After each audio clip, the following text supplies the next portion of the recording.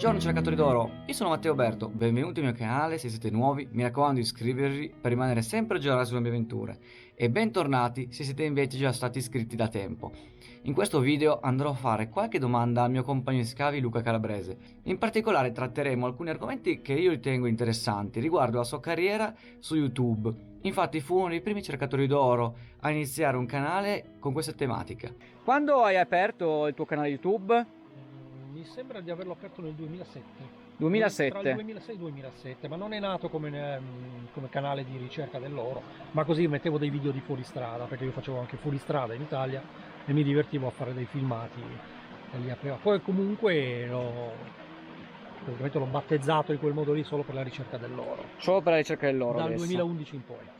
Quindi i tuoi obiettivi iniziali erano diversi da quelli recenti, diciamo, degli ultimi anni. No, diciamo, gli obiettivi erano gli stessi, ma non ero intenzionato comunque a creare un canale YouTube per questo. Poi comunque ho visto che, bene o male, c'era gente che voleva capire determinate cose e io con 2 filmati così li aiutavo.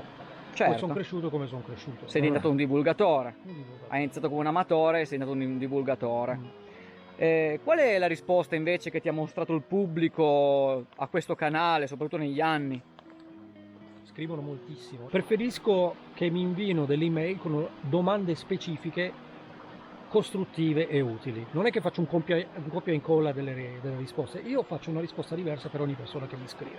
Sono già stato dietro a tanti canali importanti, a tanti forum. Una volta gestivo anche un canale da 10 milioni di persone e eravamo 3 moderatori e so cosa vuol dire stare dietro la gente. Va bene. Luca@toth.it, questo è l'indirizzo. Lo metto in sovraimpressione. Okay. E facciamo sempre riferimento al canale YouTube di Luca che è LucaKiss70. LucaKiss70. LucaKiss vuol dire che LucaKiss è nato perché io lavoravo per i Kiss, quella musica rock truccati, ho lavorato per loro 13 anni ed è rimasto, ho voluto che rimanesse quel nomignolo e poi ho aggiunto il 70. Quindi un alias. Sì, esatto. Va bene. Me lo sono portato dietro e me lo porto. L'hai ereditato, diciamo, sì. Che cosa ti affascina di più della ricerca dell'oro al momento attuale e perché?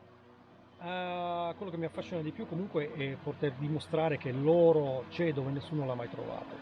Tante volte, volentieri, capito, magari in torrenti, io ho trovato oro in 8 torrenti su 10 qua in Piemonte, quindi e poi non è mai lo stesso modo di cercarlo, cioè tu puoi farti la prova in mezzo a un fiume come facciamo in Australia e ti trovi la pagliuzza, mentre magari qua puoi farla in mezzo e non trovi assolutamente nulla, ma lo trovi nelle fessure. Quindi è una sfida continua, capito? Certo. Per quello mi interessa. Perché noi soprattutto come gruppo di ricerca ci approfondiamo nella tecnica del crevicing, cioè cercare le pepite d'oro nel substrato roccioso o comunque lungo le fessure superficiali. Esatto.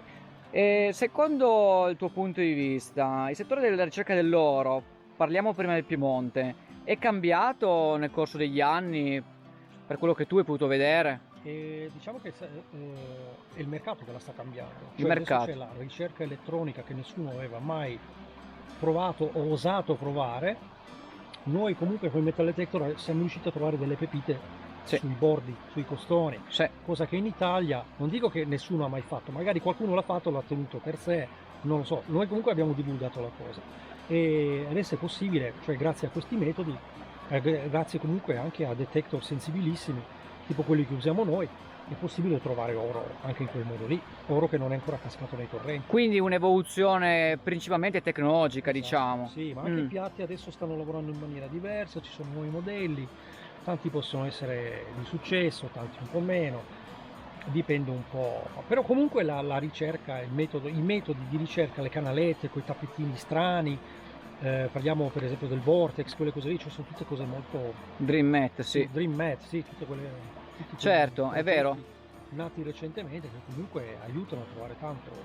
E questo avanzamento tecnologico si riflette anche in Australia, per esempio? Hai potuto vedere qualche somiglianza? Lì sono metodi molto, cioè usano più il tradizionale perché comunque è una terra ancora vagamente inesplorata, quindi cioè quello che trovano loro è ancora abbastanza in superficie, quindi non hanno bisogno di metodi tipo quelli che usiamo noi da fare crevicing estremo. Lì è molto più facile trovarlo perché comunque è ancora vergine come terra, diciamo, cioè bene o male è stata esplorata, certo, al 60%, diciamo. Poi ricordiamo l'Australia è grande come tutta l'Europa messa assieme, quindi ce n'è ancora tantissimo ed è più facile da trovare per quello. Anche qui comunque ci stiamo andando a fare, stiamo trovando della roba Certo, interessante. è vero, stiamo proprio trovando abbastanza Ci per sono i giorni essere... dove trovo più qua che quello che trovavo in Australia. Ecco, questa è una cosa interessante, quindi i tenori che si riescono a trovare in Italia talvolta possono essere comparabili in quantità come quelli invece che trovi in Australia. Sì, ma questo anche grazie alle nuove tecnologie. Come nuove ci tecnologie. stanno comunque aiutando. Cioè, stiamo comunque facendo un paragone un po' azzardato perché il Piemonte rispetto all'Australia, in questo caso al Victoria, diciamo, più che l'Australia. Con quello che abbiamo imparato qua, bisognerebbe spostarsi nello stato delle Victorie, nelle postazioni dove andavo io e vedere un attimino cosa ci siamo lasciati dietro. Quindi non c'è solo un avanzamento tecnologico, c'è proprio anche un avanzamento di conoscenze, Ma tanta di gente approccio. non vuole l'avanzamento tecnologico. Io uso questo metodo perché mi trovo bene. Tipo quelli che usano ancora la culla, il cradle, lo riempiono di terra, lo scuotono perché comunque lavora tipo una culla, usano tuttora quel metodo lì. E funziona però ancora. Certo che funziona, però si potrebbe trovare ancora di più quei metodi moderni. Certo, certo. Allora, invece, quali sono, se ci sono, delle domande che gli utenti ti pongono maggiormente tramite le mail, come abbiamo detto prima? Quella che mi arrivava di più era quella che volevano sapere se potevano guadagnarsi da vivere con questo metodo. Quindi un lato puramente economico. Esatto, se io potevo vivere della ricerca d'oro. Io ho fatto un video basato solo su quella risposta lì. E lo linkiamo nei Lo dettagli. linkiamo e secondo me comunque è la risposta giusta. Quella che ho dato è... Che cosa avevi detto in quel video Ho detto, in facciamo generale? un riassunto, praticamente se il torrente è vicino e ti devi spostare poco per fare la ricerca, ti conviene, cioè perché se già devi spendere soldi in autostrada, benzina, investire comunque in consumi automobilistici e anche il tempo che ci metti, devi portarti dietro da mangiare, comprare da mangiare fuori, insomma già comincia a costarti un tot. Ma se ce l'hai dietro casa, il posto, se ce l'hai molto vicino, secondo me comunque... Soprattutto magari come fosse un lavoro part-time, diciamo un'attività part-time da fare un paio di ore aggiuntive rispetto a un lavoro primario. Sì. Ti porterebbe nell'arco dell'anno un arrotondamento, però è difficile farlo proprio solo di mestiere questo. Trovare anche un compro oro che comunque te lo valuta quello che vale, perché questo è oro, mettiamo 22 carati, sarà come oro 20-22 tutti su 24. Loro tendono a valutartelo sui 18, quindi bisogna anche fare attenzione a quello. Perché logicamente anche i compro oro vogliono la loro fetta nel momento in cui tu gli vendi l'oro, perché anche loro devono farci sopra un guadagno, non possono andare in perdita. No, non devono andare in perdita, però neanche noi dobbiamo andare in perdita. Neanche noi dovremmo andare in perdita. E in generale vale di più comunque l'oro dal punto di vista collezionistico che puramente economico da fusione, per esempio. L'altro giorno guardavo, era 51 euro al grammo. 51 euro al grammo. 24 carati. 24 carati su 24, quindi puro al 100%. Puro al 100%. Il problema è che l'oro che troviamo tendenzialmente non è puro a quello, è al 24 e di conseguenza bisogna poi farci ancora le lavorazioni, queste costano. Spesso e volentieri l'oro finisce in collezione anche perché non si ha voglia di convertirlo in qualcos'altro, o piuttosto si vende proprio come collezione in quanto ha valore per quello che è nelle sue caratteristiche originali. In quel caso costa di più, logicamente, cioè vale di più e si vende a un buon prezzo. Allora, cambiando invece argomento e giungendo al termine dell'intervista, secondo te, dal tuo punto di vista che hai potuto maturare nel corso degli anni, il nostro paese italiano possiede ancora delle risorse aurifere che grazie alla ricerca possono essere ulteriormente valorizzate, non solo dal punto di vista puramente economico, ad esempio prendendo una licenza mineraria in esplorazione, ma anche proprio dal punto di vista amatoriale, dal punto di vista didattico, dal punto di vista collezionistico? Ci sono tante possibilità qua. Secondo me già quello che stiamo facendo noi, comunque stiamo trovando dell'oro, niente male, in buone quantità. C'è da tenere conto che già i romani qua cercavano oro, quindi praticamente bisogna trovare nuove, per esempio io volessi trovare un nuovo giacimento qua, devo andare oltre quello che è già stato fatto, aprire nuovi terreni, aprire nuovi scenari e sondare quei terreni lì, perché qua comunque bene o male quello che stiamo facendo noi, tra un po', se noi prendiamo, non diciamo tutto, ma una gran parte di quello che c'è, non sarà più tanto facile trovarlo, quindi bisogna andare o a esplorare o comunque a scavarsi nuove, cioè a cercarsi nuovi giacimenti o depositi. Quindi diciamo che in Italia, bene o male, per quello che sono riuscito a vedere io, oro ce n'è. E sono sicuro che comunque c'è dal nord a sud, perché io sento di cercatori in Toscana, in Sicilia, quindi vuol dire che l'oro attraversa tutta la penisola. Certo. E Forse c'è- Poi probabilmente c'è anche lungo le coste, Ma gli chissà stessi fiumi auriferi vanno poi ma a già nei sfociare mari, lungo le coste, già logicamente. dentro i mari, chissà cosa Anche c'è, nei cioè, mari. non so, ci sono tanti metodi secondo me. Bisogna proprio imparare le tecniche e soprattutto è una arte questa che è difficile improvvisarsi. Mm. Logico che bisognerebbe partire a imparare questa metodologia lungo fiumi risaputi, essere auriferi, per poi Sì. spostarsi Si in parte- sostanza. si parte sempre dove è già stato trovato l'oro e da lì uno si crea Anche proprio come la conoscenze. sua lavorazione, esatto. È difficilissimo improvvisarsi in Bisogna sostanza. sempre partire comunque dove è già stato trovato, quello è poco ma sicuro. Piatto o canaletta? Piatto, E perché? piatto, non lo so, ci sono nato, mi trovo bene, riesco a saccacciarne velocemente anche quel piatto lì da 3 litri, riesco a farlo in un minuto, quindi mi trovo bene col piatto. Quindi meglio piatto. Per me è meglio piatto, comunque la canaletta tira di più sicuramente. Oro molto fine, comunque che perdi col piatto con la canaletta, bene o male riesci a accumularne molto. Perché molti passano la canaletta in fretta perché il piatto è difficile da utilizzare. Esatto, sì. Ma se impari a usare bene la canaletta. Però perché- bisognerebbe impegnarsi a imparare il piatto, quindi. Sì, è importantissimo saper usare il piatto. Comunque bene o male il principio è lo stesso.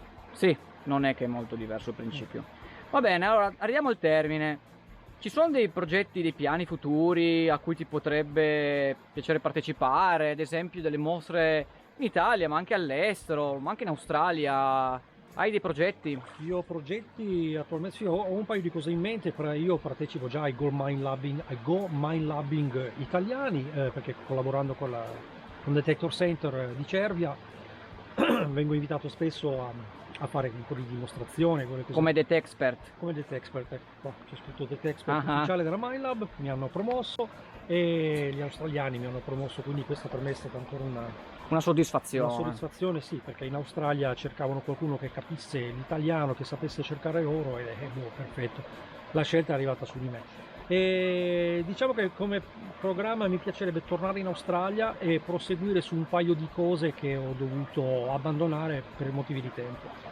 Adesso abbiamo il problema del Covid, l'Australia, lo Stato del Victoria è ancora in lockdown, quindi dobbiamo rimandare. Magari il prossimo anno, 2021. L'anno prossimo sì, magari ci facciamo un viaggetto insieme, Ecco. io e Matteo qua dietro, ci andiamo lì con un geologo, tante cose magari si scoprono. Ah, sicuramente. Le zone lì sono piene d'oro, Sono un po' piene d'oro. tutte da scoprire. Però Soprattutto- anche l'Italia non è da sottovalutare, quindi no, in Italia anche ce n'è tanto secondo me. Qua bisogna secondo me- però imparare a cercarlo. sì, E molto spesso si affronta questo argomento nell'ottica dello sfruttamento, come abbiamo potuto vedere. Tante persone chiedono se ci si può fare un living, un guadagno, un business. In realtà il problema è l'ordine delle cose, perché come Luca stesso adesso vi potrà confermare, è difficile improvvisarsi cercatori d'oro. Per cercare nuove località, soprattutto quelle redditizie, sono più nascoste di quelle rinomate, essere aurifere, che sono già state esplorate e sfruttate. Bisogna essere capaci.